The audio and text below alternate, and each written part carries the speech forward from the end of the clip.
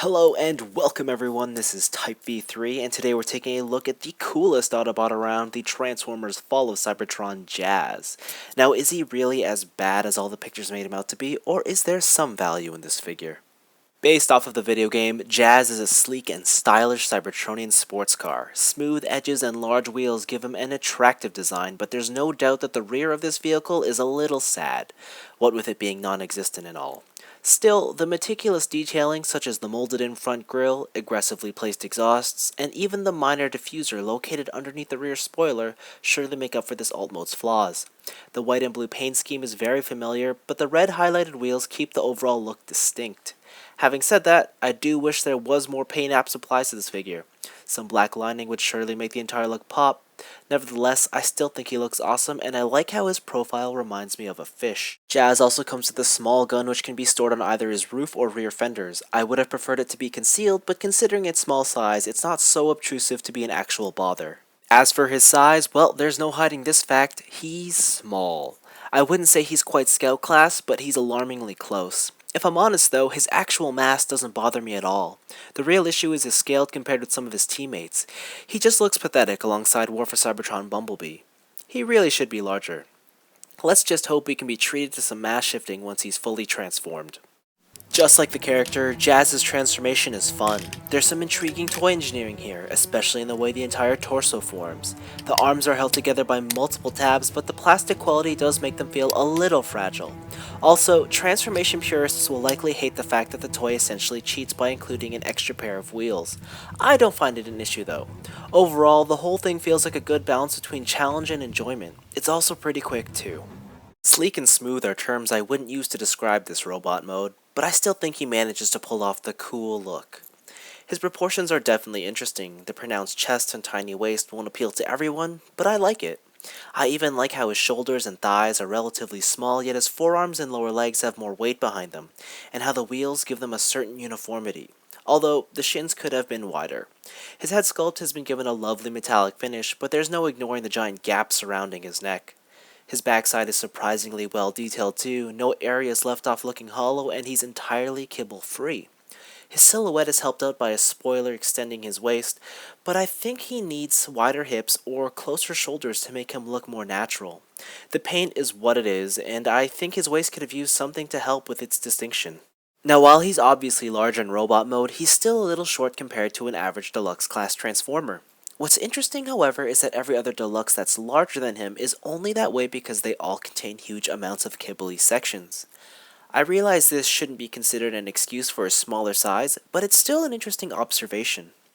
As you might expect, Jazz has all the modern articulation that most Transformers have nowadays, ball-jointed head, ball-jointed limbs. So the interesting ones are the shoulders. Because this is a little bit hindered by the chest piece here, he can hinge it outwards so it can go up. So that's cool. And what's even cooler is that the knees and the elbows are both on plastic ratchets. So that's really cool. The foot, again, on a ratchet. So a lot of good articulation here. His only real limitations are his waist and the thigh swivel here. Because the thigh is molded like that, it's very limited.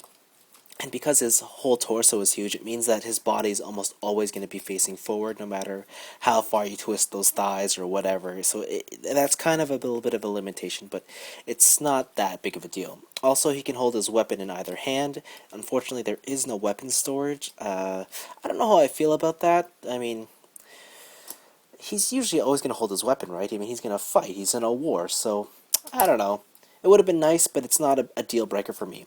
What is weird though is how he feels in your hands. He's just well, he's really light. He's very he doesn't look hollow, but he's very hollow and he feels a little cheap.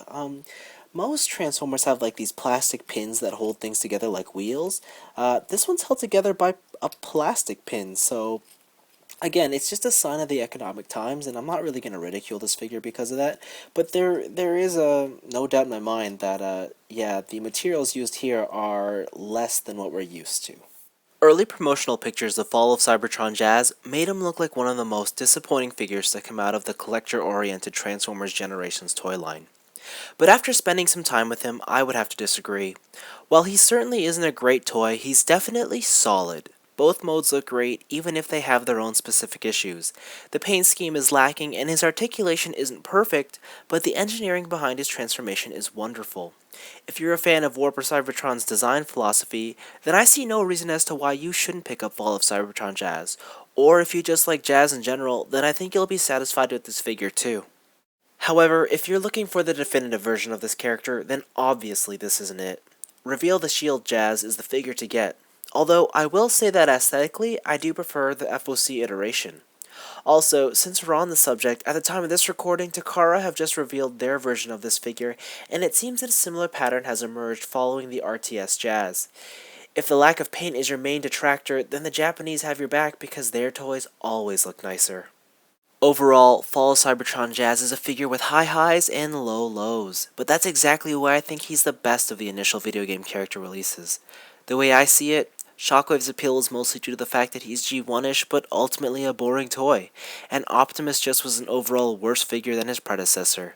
Jazz, on the other hand, is a lot more original in design and has a certain appeal that I can't quite describe. Anyways, this has been Type V3. Thanks for watching, and now I'm even more excited to see the ravishing red remold of this solid Transformer.